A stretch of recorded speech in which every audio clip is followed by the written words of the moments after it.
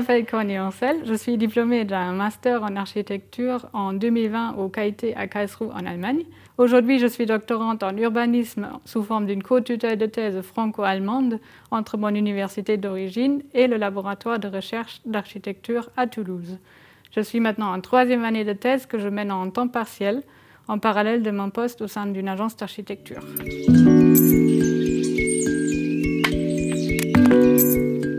Mon sujet de thèse il se base sur 2 discours opposés. D'un côté, on a le modèle d'une ville de courte distance où la densité et la mixité des usages du bâti, des services, etc. sont considérés comme bénéfiques pour le bien-être.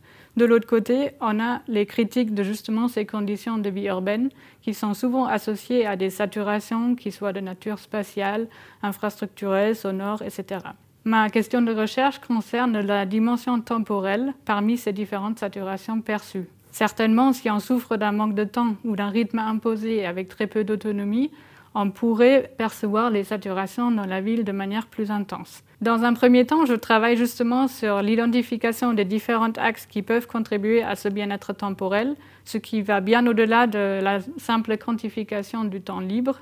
Il y a aussi, par exemple, la possibilité et l'autonomie qu'on a dans l'aménagement de notre temps quotidien, la possibilité de se synchroniser avec ses proches, ou justement se désynchroniser de la foule aux heures de pointe en ville.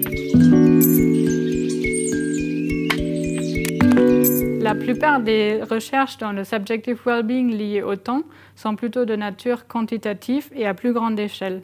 Dans une telle approche, il est difficile de vraiment saisir le contexte spécifique dans lequel vit l'interlocuteur. C'est donc par l'évaluation qualitative du bien-être temporel dans un lieu spécifique que ma thèse innovera. L'apport concret de ma recherche, c'est la contribution à l'instauration d'outils spatio-temporaux tels qu'ils émergent déjà depuis plus que 30 ans.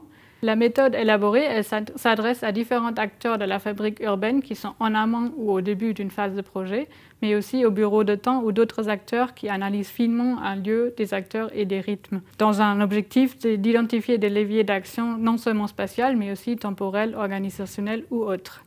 Et l'autre apport qui est moins concret, c'est la sensibilisation non seulement à la dimension temporelle du bien-être, à la perception des saturations qui peut être impactée, mais surtout aux inégalités face à ces saturations temporelles ou autres, et aux possibilités de s'en échapper ou pas.